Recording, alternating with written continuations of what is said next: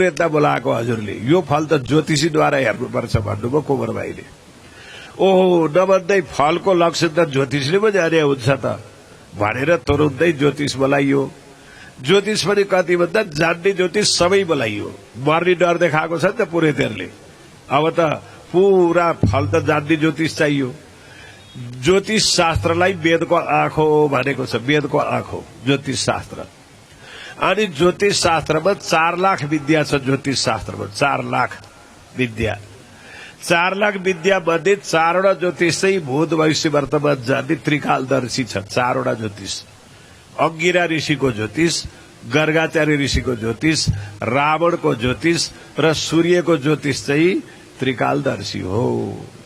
अनि यस्ता सारा ज्योतिषीहरू जम्मा भए अब सेठको घरको फल बताइदिनु पर्ने। कुन ज्योतिषीले भनेको चाहिँ मिल्ने हो त? अब फल त मिल्नुपर्छ, भरे कसैले फेल गराइदियो भने ज्योतिषै फेल हुन्छन्। अनि आफ्नो आफ्नो पढेको सिद्धान्त अनुसार सबैले फल बताउन लागे। तर ज्योतिष विद्यामा पनि र्याग र ठ्याग मिल्नुपर्छ भन्ने एउटा उखान छ। र्याग र ठ्याग मिलेन भने ज्योतिषी हेरेको मिल्दैन। र्याग र ठ्याग मिल्यो कि कसै घरमा झगडा छ, कस्तो यिनीहरूको र्याग ठ्याग नमिलेको भन्छ नि मान्छेले। र्याग र ठ्याग भनेको के हो भन्दा, एकपल्ट एउटा धेरै जान्ने सिपालु ज्योतिषीको श्रीमती गर्भवती हुनुहुँदो रहेछ। बच्चा पैदा हुँदा प्रसव पीडा सुरु भएछ। घरमा कोही छैन, श्रीमती मात्रै। यसलाई सुत्केरी हुने बेलामा मर्म पर्छ। म बाहिरपट्टि बस्छु, तिमी भित्रपट्टि बच्चा जन्मिने बित्तिकै हिर्काउने एउटा काँसको थाल राखिदिन्छु, एउटा लट्ठी राखिदिन्छु। बच्चा भैमा झार्ने बित्तिकै ठ्याङ्ग हिर्काइहाल्नु है, त्यो थालमा हिर्काउनु। म बाहिरबाट गणना गर्छु छोरो कुन लक्ष्यमा जन्मियो भनेर ज्योतिषी बाहिर बस्नु भएछ। भैमा बच्चा झार्ने बित्तिकै ठ्याङ्ग हिर्काउनु भएछ ब्राह्मणीले। बाहिर पिताजीले हेर्नुभयो, ल ओहो, छोरो त बाउको मूलमा परेछ, छोराको मुखै हेर्नु नहुने रहेछ। हे श्रीमती, तिमीलाई खर्च फलानु ठाउँमा राखिदिएको छु, निवारण गर्नु, छोरो पढ्नु पढाउनु बढाउनु। मैले त मुख कहिले हेर्नु हुँदैन, म त निस्केर हिँडी भएर गएछु बाहिरैबाट। अब सिपालु ज्योतिषले ठिकै हेरे होला भने श्रीमतीले आफ्नो शुद्ध शुभ भइसकेपछि बच्चालाई हुर्काउँदै जानुभयो। अनि बच्चा अलि ठुलो भएपछि पढ्न थाल्यो। पढ्दै जाँदा बाउले पढेको ज्योतिषी सबै पढ्यो छोराले। सिपालु भयो, 15-20 वर्षको भयो छोरा, जान्ने भयो। अनि आमाको आइबात सिन्दुरपते सबै चालु छ, विधवा होइन, बाउ घरमा छैनन्। अनि हाम्रो चाहिँ बाउ नभइकन आमा सधुवा कसरी हुनुभयो भन्ने लाग्यो छोरालाई। र आमा, हाम्रो पिताजी खोइ त, तपाईँ त सधुवै हुनुहुन्छ भन्दा तिम्रा पिताजी तिमी जन्मेको दिनमा घर छोडेर भागेको। किन आमा? तिमी बाउको मूलमा पर्यो अरे, बाउले मुख हेर्नु नहुने भयो अरे, अनि जानुभएको के प्रमाण? मलाई भैमा झार्ने बित्तिकै यो काँसको थाल लौराले हिर्काउनु, म गणना गर्छु भन्नुभएको थियो। तिमी भैमा झार्ने बित्तिकै ठ्याङ्ग हिर्काए। अनि बाहिर उहाँले यसो गणना गर्नुभयो, छोरो मूलमा परेछ भनेर हिँड्नु भएको। अनि छोराले पनि त्यही ज्योतिषी पढ्दै गएर अब ठ्याङ्गको र र्याङ्गको कति अन्तर परेछ त भनेर उसले दुईटै पढ्यो। अनि ठ्याङ्गमा हेर्दा चाहिँ बाउभन्दा 10औं गुणा सिपालु ज्योतिष छोरो हुने लेखेको रहेछ। र्याङ्गमा चाहिँ बाउको मूलै लेखेको रहेछ। छोराले थाहा पाए बाउले र्याङ्ग सुनेछन्। यहाँ हिर्काएको आमा बाहिर त अलि ढिलो पुग्छ नि, ढिलो पुगेको बाउले गणना गरे, झार्ने बित्तिकैको छोराले गणना गर्यो। छोरो धेरै सिपालु ज्योतिषी बाउभन्दा, तर र्याङ्गमा सुन्दा चाहिँ छोरो बाउ छोराको मूलमै परेकै हो।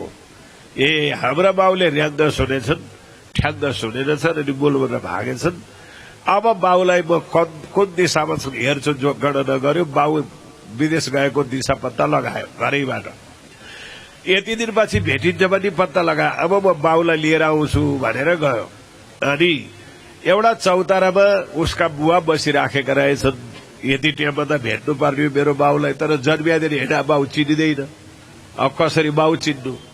अब कसलाई तिमी मेरा बाउ हो भन्नु भने कसलाई भन्ने समस्या कुरा छ। चौतारामा बसेन, यही समय हुनुपर्ने को होला त भनेर बसे। त्यही गएर बसे छोरा पनि। अनि तपाईँ को हो भनेर सोधे। उनले भने म ज्योतिषी हुँ।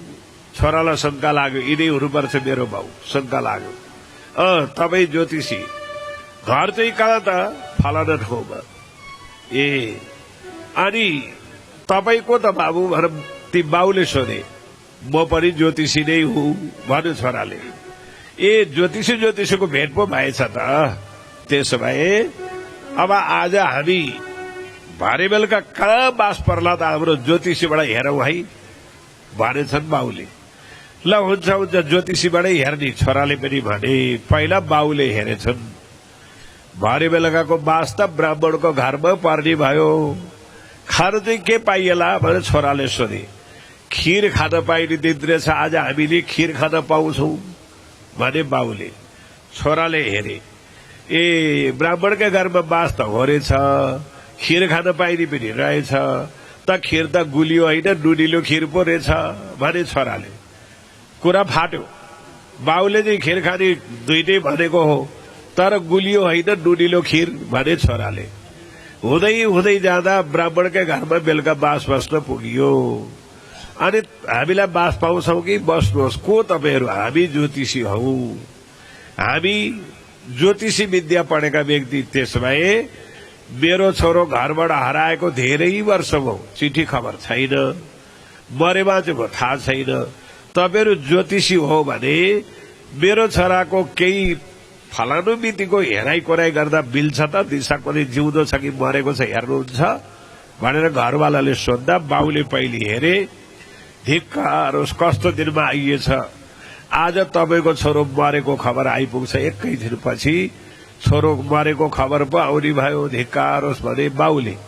छोराले हेरे, मरेको होइन, धन कमाएर सम्पत्ति सहित नोकर चाकरलाई धन बोकाएर आइपुग्ने बेलामा भने छोराले भने। नभन्दै छोराले भनेको मिल्यो, टुप्लुक्कै छोरो आइपुग्यो। अब घरवाला हराएको छोरो, बेपत्ता भएको छोरो आइपुग्दा खुसीले गदगद भइन्छन् घरकी आमा। अब ज्योतिषीलाई पनि हुने, छोरालाई हुने गरी खीर पकाइछन्। छोरो आएको उमङ्गले गर्दा खीरमा चिनी हाल्ने बदला नुन हालिछन्। अनि खाने बेला त खीर त नुनिलै छ। अनि आश्चर्य भएछ ती दुईटा ज्योतिषमा। होइन, मैले भनेको सबै उल्टा भयो, तपाईँले भनेको सबै सुल्टा भयो भने बाउले। तपाईँको उल्टा किन हो? तपाईँले र्याङ्कबाट हेरेको, ठ्याङ्गबाट हेर्नुहोस् त भनेछ छोराले।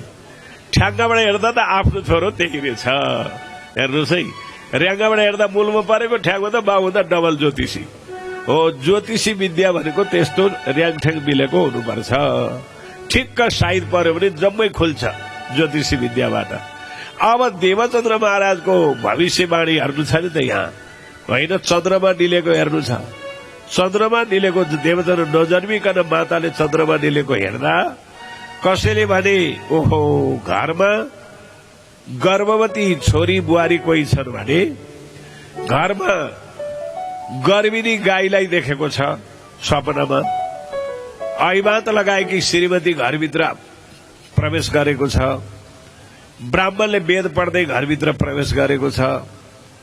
अनि सेतो घोडा कसैले देखेको छ, बत्ती बलेको देखेको छ, आगोको बल्दै गरेको ज्वाला आगो देखेको छ, कुनै तारा चन्द्रमा केही देखेको छ भने त्यस्ताका घरमा तेजिला सन्तान हुन्छन् भनेर ज्योतिषीहरूले बताएका थिए।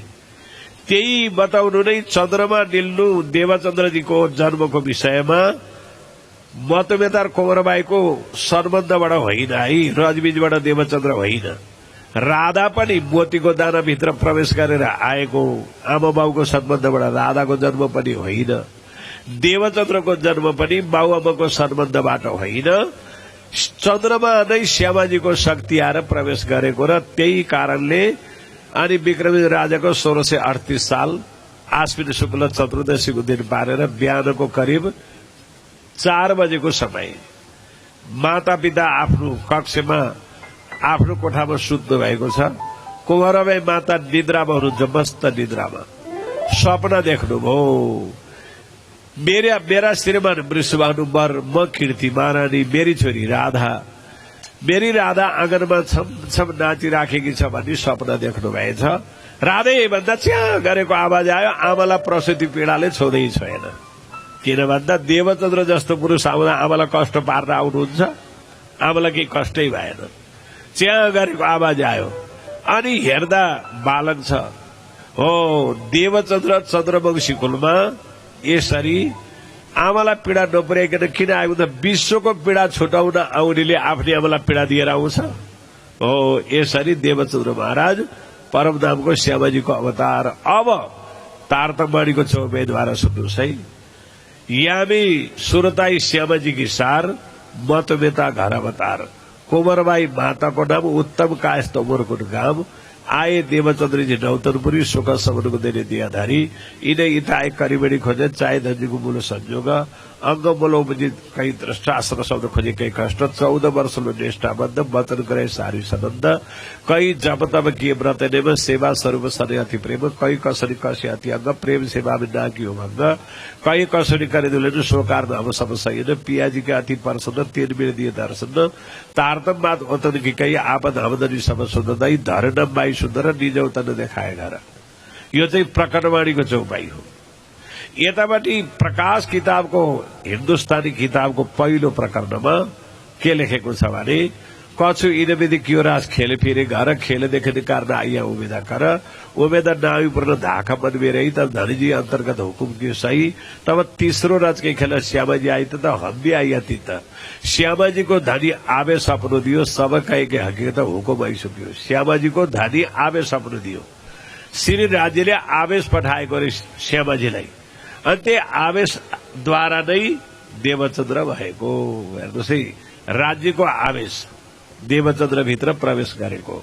अनि सब कहेका हकीकत हो गरिसकेको। राज्यले तारतम्यले सबै हकीकतहरू के बताएको रे भन्दा हे सुन्दर भाइ, तिमी परमधामकी श्यामाजीलाई चमर डलाउने सुन्दर भाइ हो। अक्षरको खेल माग्यो मैले बनाइ गरी मानिनौ। अनि अक्षरले बनाएको खेलमा ब्रिजमा गोपी भएर तिमी नै आएको हो। रासमा गोपी भएर तिमीले नै खेलेको हो। परमधाम गएर पनि इच्छा पूर्ण नभएर धरतीमा मारवाड देशमा तिमीलाई मैले नै जन्म दिए पठाएको हो। अनि तिमीले 5 वर्ष उमेरमा मूर्तिलाई पानी छ्याउँदा मूर्ति चल्यो, कसले चलायो भने मैले नै चलाइदिएको हो। अनि तिमी 7 वर्ष हुँदा भूतलाई पानी छ्याप्दा भूतहरू मुक्ति भएर तरे, कसले तार्यो भन्थ्यौ त्यो म तिमीभित्र पसेर तिमीलाई विश्वास दिलाएको। तिमी 16 वर्षको हुँदा कच्छ जाँदा एक्लै तडपिँदै तडपिँदै गएर दर्दी भएर जंगलमा लडिराखेको थियौ। तिम्रो दर्द छुटाउन मै आएको थिएँ।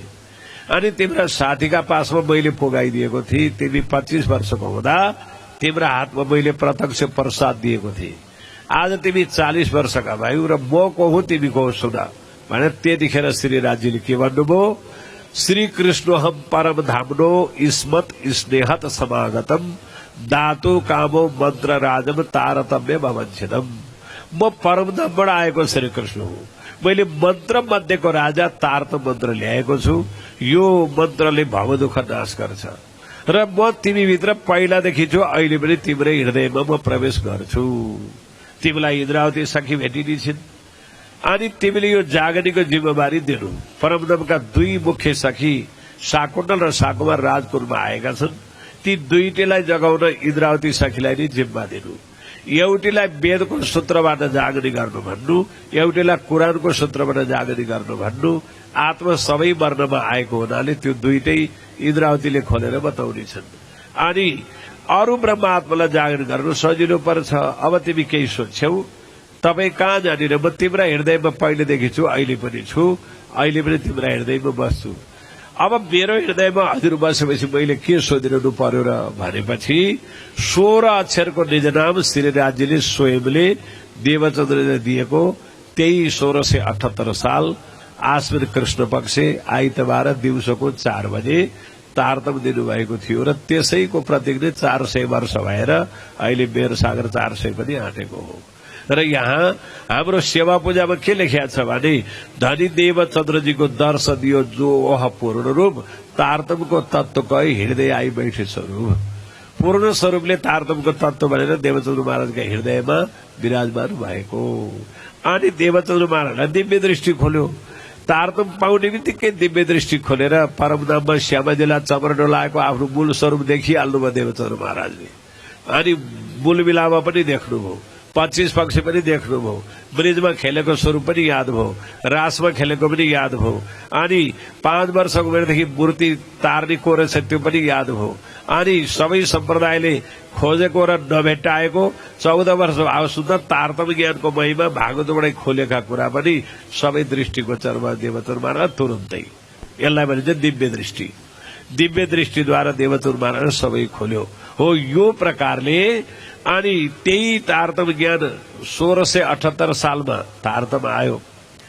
1687 सालमा प्राणनाथजीलाई तारतम दिएर अधिकार जिम्मा दिनुभयो र यसरी लगभग 9 वर्षपछि तारतम पाएको 9 वर्षपछि प्राणनाथजीलाई तारतमको अधिकार दिनुभयो, तारतम दिएर जागरणीको जिम्मेवारी दिनुभयो। 1712 सालबाट आफ्नो सम्पूर्ण शक्ति जिम्मा लागेर आफू सो परमधाम जानुभयो।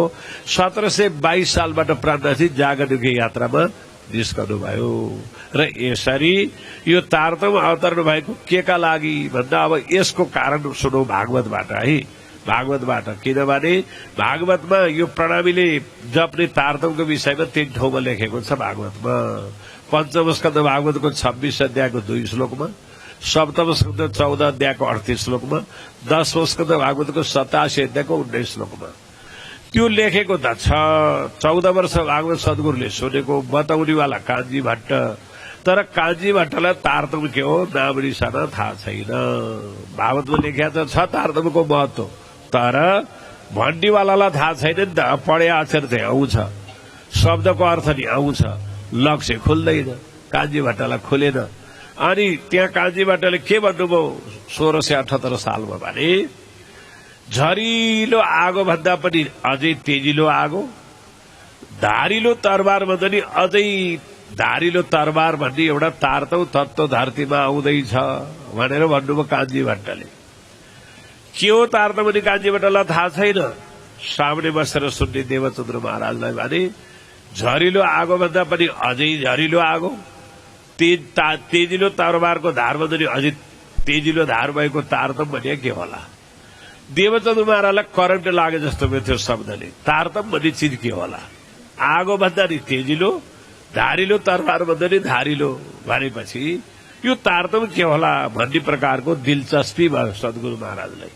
अनि अर्को श्लोकमा त्यसैको टिप्पणीमा कान्छी भट्टले के भन्नुभयो भने, भागवत 10 स्कन्धको 87 अध्यायको 19 श्लोकको टिप्पणीमा के भन्नुभयो भने, युगौंदेखि जसले धर्म गरेको छ, सारा ब्रह्माण्डमा धर्म गरेको छ, सबै धर्मको फल चाहिन्छ भने अन्तिममा तारतम जप्नै पर्छ।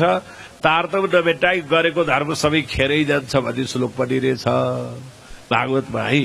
के रहेछ, सो निर्मितेषु कार्येषु तारतम्य विवर्जितम सर्वत्र भगवन्तम भजामहे। जन्म गरेको धर्मको फल चाहिन्छ भने अन्त्यमा तारतमको भजन गर्नै पर्छ। यदि तारतम पाइएन भने गरेको धर्म सबै खेरै जान्छ, पतनै हुन्छ धर्म। त्यो कुरो कान्छी भट्टका मुखबाट आए पनि अरूलाई चासो परेन, सद्गुरुलाई चासो पर्यो। मैले त वैष्णव धर्म पनि लिएको छु, मैले अरू दीक्षा पनि लिएको छु, हरिदासबाट पनि वैष्णव धर्म लिएकै हुँ भने अब धर्म खेरै जाने जान्नलाई चाहिँ तारतम चाहिने रहेछ नि त भन्ने देवचन्द्र महाराजलाई बेग्लै पस्यो है। अरू श्रोतालाई पसेन त्यो कुरो, कसैलाई पसेन। श्यामाजीको अवतार भयो, सद्गुरुलाई पस्यो कि यो तारतम के होला भन्ने बित्तिकै आकाश मार्गबाट लालदास वित्तको चौपाई चाहिँ अलग्गै छ, वर्तमान दीपक वित्तको चौपाई अलग्गै छ। लालदास वित्तकमा चाहिँ वय किशोर अति सुन्दर जो स्वरूप खेले विद्रावन भनेर आउँछ। वय किशोर भनेको उमेर चाहिँ किशोर अवस्थाको अरे, अति सुन्दर जो स्वरूप खेले विद्रावन भनेको विद्रावनमा खेल्नेवाला स्वरूप ल्याएर तारतम दिएको भनेर लालदासजीले लेख्नुभयो। तर वर्तमान दीपकमा के लेखियो भने, अन्तरिक्षति आव्या धार्या स्वरूप श्रीकृष्ण, अन्तरिक्षबाट आकाशपट्टिबाट आउनु भयो हरे कृष्ण। त्यहाँ चाहिँ कस्तो लेखेको छ भने, श्रीकृष्ण परमधामको तेज लिएर आउने बेलामा आँधीबेरी तुफान पनि आयो, छारो धुलो पनि उड्यो, अनि सारा मेघ गर्जे जस्तो सन्नाटन हुने गरी सबै चकमन्न भयो। कान्छी भट्ट लगायतका आँखा बन्द भए, श्रोताका आँखा बन्द भए, शब्द केही थाहा नपाइने भइयो। तर सद्गुरुको र श्रीराजीको चाहिँ आम्ने सामनेमा नजर जुदाजुदको दर्शन भयो, मात्र सद्गुरुलाई, अरूलाई भएन। अनि सद्गुरुले 11 वर्षको उमेरमा 3टा प्रश्न आफै कल्पना गरेको थियो। 11 वर्षको उमेरमा मै कौन कहाँ से आए, त्यो कुरो वितकमा, लालदास वितकमा लेखेको छ। जब मैं वर्ष 11 तब मन उपजिए विचार, मै कौन कहाँ से आए, कहाँ मेरो भर्तार। यो तीनवटा प्रश्न सद्गुरुलाई आफै उब्जेको थियो। जब मैं वर्ष 11 जब 11 वर्षको उमेर थियो उहाँको, तब मन उपजिए विचार, मनमा यस्तो विचार आयो, मै कौन कहाँ से आया, कहाँ मेरो भर्तार। म को हुँ, कहाँबाट आएको होला, मेरो भर्तार कहाँ होला भन्ने कुरा चाहिँ 11 वर्ष उमेरमा आफै उब्जेको थियो। त्यसैलाई खोज्नलाई उहाँको मिहिनेत जारी थियो। सारा सम्प्रदाय र भागवत सहितमा त्यही 3टा प्रश्नको उत्तर दिने व्यक्ति खोजेको थियो। कसैले उत्तर दिएको थिएन। जब श्री पूर्ण ब्रह्म परमात्मा श्रीकृष्ण त्यो कथा पण्डालको बीचमा प्रत्यक्ष दर्शन भयो, त्यतिखेर श्रीकृष्णले देवचन्द्रलाई देवचन्द्रकै प्रश्नको प्रतिप्रश्न गर्नुभयो। देवचन्द्रको प्रश्न के थियो, मै कौन कहाँ से आया, कहाँ मेरो भर्तार थियो। सद्गुरुलाई राज्यले प्रश्न के गर्नुभयो, तू कौन कहाँ से आए, कहाँ तेरो भर्तार भन्नुभयो। मै कौन भने तू कौन, मै कहाँ से आया, तू कहाँ से आया, कहाँ मेरो भर्तार, कहाँ तेरो भर्तार। प्रश्नमाथि प्रश्न नै आयो है। प्रश्न सद्गुरुको राज्यले नै प्रश्नै गर्नुभयो। मै कौन भने तू कौन भन्नुभयो। मै कहाँ से आया, तू कहाँ से आया भन्नुभयो। कहाँ मेरो भर्तार भने कहाँ तेरो भर्तार भन्नुभयो। अब त उत्तर कसरी दिने, प्रश्नमाथि प्रश्नै छ। तर कलश किताबको पहिलो प्रकरणमा 5वटा प्रश्न राज्यले सोधेको कुरो प्राणनाथजीले राखेको छ। 5वटा प्रश्न। अनि तू कौन आई त क्यों कर, कहाँ तेरा वतन, नार तू कौन खसम की दृढ़ कर कौ वचन, तू जागत है कि निध में कर्क देख विचार, विदसारी आँखेको जीवी के प्रकार। यो प्रश्न गरेको छ राज्यले, कलश किताबमा यो छ। अनि तू कौन इता आई क्यों कर भनेर सोधेको प्रश्नलाई हामी जस्तो संसारकै बुद्धि भएका थियौँ भने, म मतवेताको छोरो पहिला उमरकोटमा जन्मे अनि यहाँ नौतनपुरीमै कथा सुन्न आएको भन्थ्यो होला नि। देवचन्द्र महाराज त्यो जवाब दिनु भएन। मै कौन, तँ कौन भन्दा को मलाई थाहा नै छैन भन्नुहुन्छ। आई त क्यों कर, के गरी आइपुग्यो भन्दा म घुम्दै फिर्दै कथा सुन्न आएको भने पनि हुन्थ्यो नि, त्यो पनि भन्नु भएन उहाँले। अनि अगाडि भन्नु, कहाँ तेरा वतन भन्नुभयो, तिम्रो घर चाहिँ कहाँ। हामी जस्तो थियो भने पहिला उमरकोटमा, अनि पछि कच्छमा, अहिले चाहिँ नौतनपुरमै घर छ भने हुन्थ्यो नि। त्यो पनि जवाब दिनु भएन सद्गुरुले। कहाँ तेरा वतन, त्यो पनि जवाब दिनु भएन। अनि अगाडि गएर यसरी नारदो कौन खसम कि भन्नुभयो। छोरो मान्छेलाई तिमी कसकी श्रीमती भन्दा उत्तर कसरी दिने। छोरो मान्छेलाई तिमी कसकी श्रीमती किन सोध्या। यो हरिदासले वैष्णव मन्त्र दिएका दिनमा देवचन्द्र महाराजको विवाहको योजना थियो। लीलबाई नामकी कन्यासँग सगाई भइसकेका थियो। तर वैष्णव धर्म लिएर ऊर्धपुण्ड तिलक कण्ठी लगाएर गएको देखेर बाउले सोध्नुभयो, आज त श्रृंगार गरेर दुला राजा बने दुलै घरमा जाने दिन थियो, तिमीले यो साधुको वैराग्य लिएर मलाई रुवायौ नि छोरा, तिमीले किन आज त श्रृंगारको दुला राजा हुने दिनमा यसरी किन आयो। आजै हो मेरो विवाह, आजै हो, मैले त बिहा गरेर आइसके भन्नुभएको थियो। त्यो दिन कोसँग बिहा गर्यौ त भन्दा परमात्मासँग भनेको थियो। यिनले चिनेर भने रहेछ कि रहन्छ भने नारदो कौन खसके राज्यले सोध्या, तिमी कसकी श्रीमती त भनेर सोध्या। त्यो दिन त्यो कारण हो। अब चिनेर भने हो कि नचिने, चिनेर भने भए त झ्याप्पै अङ्कमाल गर्न पाइन्थ्यो। अनि नारदो कौन खसम कि फेरि सोधे के छ, दृढ कर कौ वचन, निश्चय गर भन नि, जताभाइ बोल्न पाउँदैन भनेको छ राज्यले। दृढ कर कौ वचन, दृढ गरेर भन नि, अन्दाजले बोल्न पाउँदैन भनेको छ। फेरि तू जागत है कि निदमे, कुरा गर्दै गरे मान्छेलाई तिमी निद्रामा कि बिब्जिया भन्यो भने उत्तर कसरी दिने। कुरा गर्दै गरेको मान्छेसँग तू जागत है कि निदमे, अहिले तिमी जागृत भई निद्रामा छौ त भन्दा, अब जागृत भनौ भने परमात्मालाई चिन्नु पर्ने, निद्रा भनौ भने कुराकानी गर्दैछौ, यसको उत्तर कसरी दिने। कर्के देखा विचार भन्नु, फेरि विचार गरेर हेरेर भन नि भनेको छ राज्यले। विदसारिया कि कहो 5 वर्षदेखि अहिलेसम्म खोज्दा आयो, 40 वर्षका भइसक्यो। संसारको विधि पनि मलाई बताउनु त, के बुझ्यौ त, के थाहा पाएर आयो। त्यो पनि सोधेको छ। विदेशारी आखि कहो के को यिने जीविके प्रकार धरतीको प्रकार सबै भन, तिमीले मलाई सबै भन्नुपर्छ। अनि सद्गुरुले विचार गर्नुभयो यो प्रश्नको उत्तर मैले पृथ्वीको कुनै उत्तर दिएर मिल्दैन भन्ने जान्नुभयो। एउटै शब्दमा जम्मै उत्तर दिनुभयो। हेर्नुहोस् है, मै ना पहिचानु आपको ना सुधा आफ्नो घर, पिउ पहिचान में नींद में मै जागत हो यहाँ पर। हेर्नुहोस् है, मै ना पहिचानु आपको, मैले तिमीको भन्दा म को मलाई मैले चिनेकै छैन। मै ना पहिचानु आपको, मैले मलाई चिनेकै छैन। ना सुधा आफ्नो घर, मेरो घर पनि कहाँ हो कहाँ हो त्यो पनि मलाई घरको थाहा छैन। अनि पिउ पहिचान में नींद में, एक दुईपल्ट यही रूपको दर्शन पाइसकेका छु। हो भनेर झप्पै अङ्कपाल गर्न सकिनँ, होइन भन्ने सकिनँ। निद्रामा मैले तपाईँलाई चिनेको छु, मेरो पिउ चाहिँ तपाईँ हो पक्कै, तर जागृत होइन, निद्रामा। पिउ पहिचानमै निद्रामै मै जागत हो यहाँ पर, यसरी मात्रै जागृत भएको छु, मूल जागृतमा भएको छैन। अनि राज्यले के भन्नुभयो, अब इतने तो जानत हो, यति तो आगे बतावे हम बाँकी रहेको म सुनाउँछु तिमीलाई। अब सद्गुरुले जानु भएर मूल मिलावादेखि तारतम दिने बेलासम्मको इतिहास चाहिँ राज्यले सुनाउनु भयो सद्गुरुलाई। 3 घण्टा छलफल भएको इतिहास लेखेको छ वर्तमान दीपकमा नि। 3 घण्टा राज्यको र सद्गुरुको छलफल भयो, 3 घण्टा। यसमा रंगमहलदेखि लिएर देवचन्द्रको जन्मदेखि लिएर तारतम दिने बेलासम्मको सबै कुरो बताएको छ राज्यले। हो पछि फेरि कहीँ के हकीकत हो नि त, सबै हकीकत पनि बताउनु पर्यो नि। हो यसरी श्री देवचन्द्र महाराजलाई पक्का बनाउनका लागि मूलबेलावादेखि लिएर तारतम दिन आउने बेलासम्मको इतिहास बताएर अब म तिमीलाई जागृत ज्ञान लिएर आएको छु है। जागृत ज्ञान म को हुँ, श्री कृष्ण हम परम धाम नो, म परम धामको श्री कृष्ण हुँ। स्मत स्नेहत समागतम, तिमी भित्र प्रेमको कारणले म सधैँ समाहित तिम्रा दिलमै म बसिराखेका थिएँ। आज किन आएको, दातु काम मन्त्र, दातु भनेको दिन अरे। म के दिन आएको भन्दा मन्त्र राजा, मन्त्रको राजा तारतम मन्त्र, सबै मन्त्रको राजा तारतम मन्त्र दिन आएको। यो मन्त्रले के गर्छ, भाव दुःख सबै मेटिन्छ। हो सम्पूर्ण संसारको जन्म मृत्यु जरा व्याधिको दुःख छुट्ने मन्त्र चाहिँ मैले ल्याएको छु, त्यो मन्त्र तिमीलाई दिन्छु भनेर त्यो मन्त्र दिएर देवचन्द्र महाराजका दिलमा अन्तर ध्यान भइदिनु भयो। तब उपरान्त देवचन्द्र महाराजले यो जागरणीको यात्रा गागेजीबाईका घरबाट सुरु गर्नुभयो। त्यो पनि पहिला देवचन्द्र महाराजलाई होस आएन, त्यत्रो ज्ञान राज्यले दिएको ज्ञान अब मैले कसलाई ब्रह्मश्री भनेर चिन्ने भनेर त्यो दिन सोधिया थियो पहिला देवचन्द्र महाराजले। ब्रह्मश्री मैले कहाँ चिन्नु, कहाँ छन् ब्रह्मश्री आएका भन्दा म तिम्रा पासमा छानी छानी ब्रह्मश्रीलाई पठाइदिन्छु।